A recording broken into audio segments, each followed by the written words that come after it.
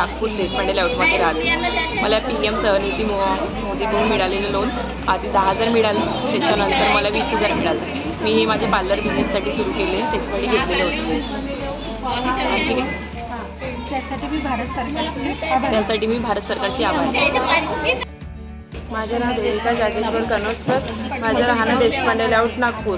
मी PM स्वनिधीकडून 10,000चा loan घेतलेला होता साडीच्या व्यवसायासाठी। त्यासाठी मी भारत सरकारला धन्यवाद म्हणते।